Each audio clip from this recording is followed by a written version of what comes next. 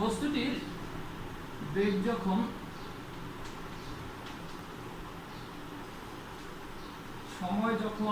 বস্তুটির সময় না ঠিক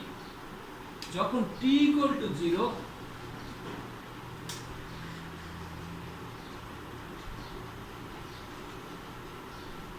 মানে এখানে যখন হবে মানে এই অবস্থানে বস্তুটি যখন চলা শুরু করবে তখন t এর কোনো মান ছিল না আর বেগ দুইটা তো সমান হবে তখন আদি বেগ আর শেষ বেগ একই হবে তো সেই ক্ষেত্রে আমরা এই 1 নং সমীকরণ থেকে পাই কি পাওয়া যায় দেখো এই v এর পরিবর্তে বসাইলাম u মানে তখন থাকবে এটা আদি বেগ আর এটা হয়ে যাবে 0 প্লাস c বা c মানে কি u এই c এর মানটা তুমি এখানে বসাই দাও অতএব 1 নং হতে পাই কি পাওয়া যায় v equal to at plus c এর পরিবর্তে u বসালাম বা v equal to u plus at আমরা একটা সমীকরণ প্রতিপাদন করলাম কিসের সাহায্যে এক নম্বর সমীকরণটা প্রতিপাদন করেছি ক্যালকুলাসের সাহায্যে নেক্সট 2 নম্বর সমীকরণ প্রতিপাদন এখানে 2 নম্বর সমীকরণ হচ্ছে s equal to ut plus half at square এটাকে আমরা প্রতিপাদন করব এই ক্যালকুলাসের সাহায্যে আগে আমরা যে সমীকরণটার কথা বললাম যে v equal to u plus at ওখানে প্রতিপাদন করতে গিয়ে আমরা বলেছি যে একটা বস্তু u অবস্থান থেকে বস্তুর আদি বেগ ছিল u শেষ বেগ হয়েছে v এবং এটা এক সময় তার বেগ হয়েছে v plus dv এবং এই এখানে যখন v plus dv হয়েছে কত সময় পরে t plus dt সময় পরে এখনো ঠিক ওই একই কথা বলবো তবে এইবার আমি এখানে লিখলাম এখানে যখন u টা ছিল 0 আর এখানে s সমান 0 মানে দূরত্বটা 0 ছিল এখানে আসার পরে s দূরত্ব অতিক্রম করেছে আর এখানে আসার পরে এটা s plus ds মানে খুব ক্ষুদ্র দূরত্ব অতিক্রম করেছে এই t plus dt সময় তাহলে আমরা বলতে পারি t plus dt সেকেন্ডে অতিক্রান্ত দূরত্ব বা t plus dt সময় অতিক্রান্ত দূরত্ব কত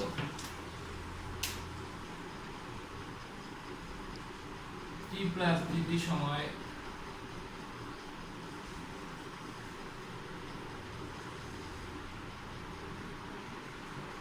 অতিক্রান্ত দূরত্ব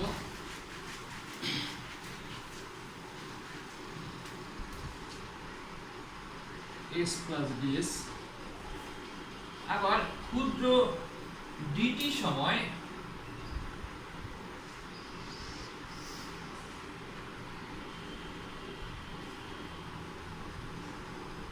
অতিক্রান্ত দূরত্ব সুদূর ds তার মানে একক সময় অতিক্রান্ত দূরত্ব আমরা বলতে পারি ds by dt একক সময় অতিক্রান্ত দূরত্বকে কি বলা হয় বেগ একক সময় নির্দিষ্ট দিকে কোনো বস্তু দ্বারা অতিক্রান্ত দূরত্বকে বেগ বলে বা এই v এর পরিবর্তে আগে যেটা আমরা প্রতিপাদন করেছি v equal to u plus at এটা বসিয়ে দেই u plus at সমান ds by dt বা আমরা আর গুণ করে দেই ds equal to u plus dt into u plus at u plus at into dt এবার আগের মতো আমরা উভয় পক্ষকে ইন্টিগ্রেশন করে দেব তার আগে আরেকটু সরলীকরণ করে নিই ds equal to u dt plus at dt মানে dt-টাকে আলাদা করে u এর সাথে dt দিয়েছি at এর সাথে dt দিয়েছি এবার ইন্টিগ্রেশন করি integration ds equal to u integration dt a integration dt. এবার ইন্টিগ্রেশনের সূত্র অনুসারে শুধু কত হয় সেটা বসাবো। ইন্টিগ্রেশন ডিএক্স, একটু আগে আমি করেছিলাম ইন্টিগ্রেশন ডিএক্স মানে এক্স, তাহলে ডিএস মানে এস, ইউ ইন্টিগ্রেশন ডিটি মানে টি, এ ইন্টিগ্রেশন টি ডিটি, এটাকে লেখা হবে টি টু দি পাওয়ার 1 প্লাস 1, পাওয়ার এখানে 1 আছে, নিচে 1 প্লাস 1 প্লাস সি, বা s equal to u t plus এখানে হয় উপরে এটি স্কোয়ার নিচে 2 প্লাস সি।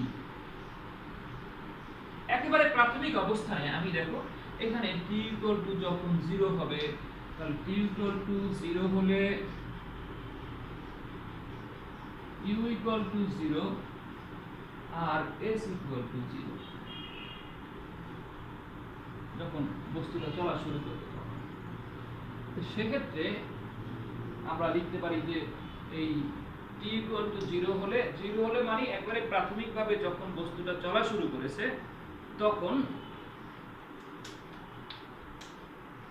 ইউ এর মানটা 0 মানে স্থির অবস্থানে ছিল এবং তখন কোনো দূরত্ব অতিক্রম করে না। তাহলে আমরা লিখতে পারি 0 ইকুয়াল টি এর মান 0 মানে এটা 0, এখানে টি এর মান 0 আর এখানে ইউ এর মানও 0, তাহলে এটাও 0, তারপরে প্লাস সি, বা সি ইকুয়াল টু 0। এই সি ইকুয়াল টু 0টাকে এই যে 1 নং সমীকরণে বসাও, তাহলে 1 নং সমীকরণটাকে লেখা যাবে s equal to u t plus half a t square, আর সি এর মানটা তো 0, ওটা লেখা যাবে। এই হচ্ছে গিয়া পরের সমীকরণটা প্রতিপাদন করা। নেক্সট, এরপরে আমরা আরেকটা সমীকরণ প্রতিপাদন করব, v square equal to you square plus 2as।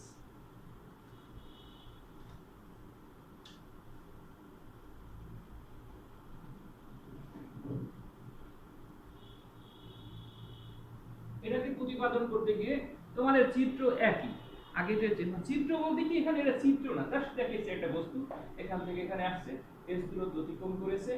এবং এখানে আসার পরে দূরত্ব s প্লাস ds এবং বেগ হয়েছে v প্লাস dt আর সময় লেগেছে t প্লাস dt। তাহলে আমরা যদি দেখি আগের মতো যে এখানে ত্বরণ কত হবে, তার আগে একটু দেখো যে t প্লাস dt সময় অতিক্রান্ত দূরত্ব না, আমি এখানে দেব যে বস্তুটির বেগ,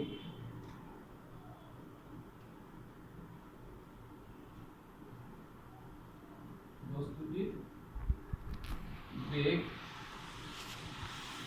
v প্লাস dv, dt সময় বেগের পরিবর্তন কতটুকু সেটা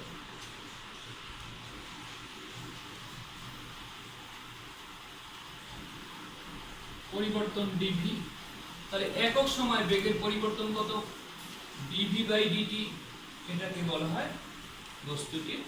ত্বরণ। একক সময় বেগের পরিবর্তনকে ত্বরণ বলে, মানে বেগের পরিবর্তনের হারকে ত্বরণ বলে। তাই আমি এটাকে লিখছি a equal to dv by dt। এখন এইটাকে আমি যদি এরকম করে লিখি, বা a equal to dv by ds, এখানে আর একটা ds দিয়ে গুণ করে দিলাম, নিচে dt, দেখো তো ds ds কাটা যাবে, মানের কোনো পরিবর্তন হবে না, আমাদের কাজের সুবিধার্থে আমরা এটা করেছি। বা এ ঠিকই থাকবে ds বাই dt,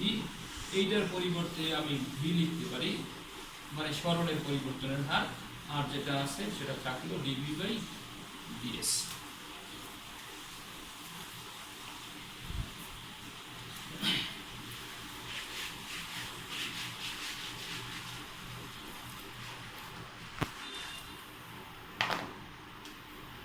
বা vdv ইকুয়াল টু ads। আমরা কি করেছি এখানে শুধু আর গুণ করেছি, উপরে vdv আর নিচে, আর এখানে আছে কি ds, ds টার সাথে গুণ করেছি ads। এবার আগের মতো ইন্টিগ্রেশন করে দাও, vdv এটা কনস্ট্যান্ট, ds vdv মানে দেখো এই সূত্র অনুসারে উপরে n প্লাস 1, এখানে n মানে হচ্ছে 1, মানে v এর পাওয়ার 1 প্লাস 1 নিচে 1 plus 1 equal to S plus C একটা সমাকলন ধ্রুবক বা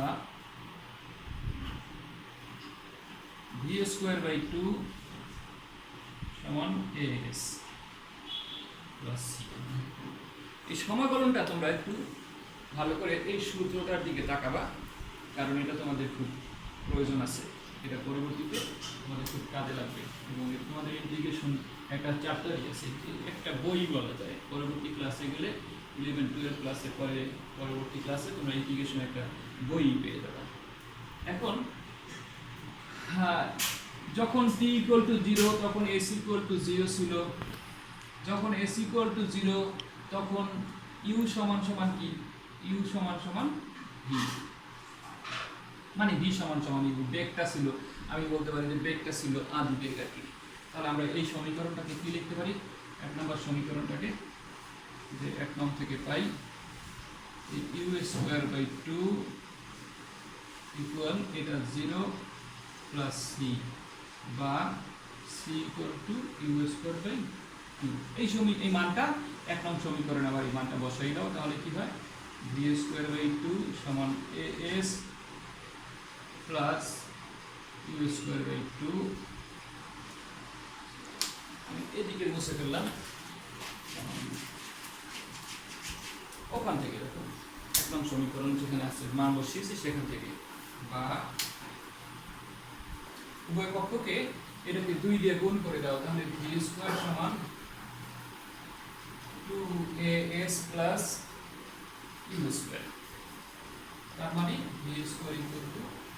v স্কয়ার প্লাস 2s। তো ছাত্রছাত্রী, আমার মনে হয় তোমরা বুঝতে পেরেছো। কোথাও কোনো প্রবলেম হলে তোমরা কমেন্ট করে জানিয়ে দেবে এবং চ্যানেলটা সাবস্ক্রাইব করবে পরের ভিডিও পাওয়ার জন্য। তো ধন্যবাদ সবাই।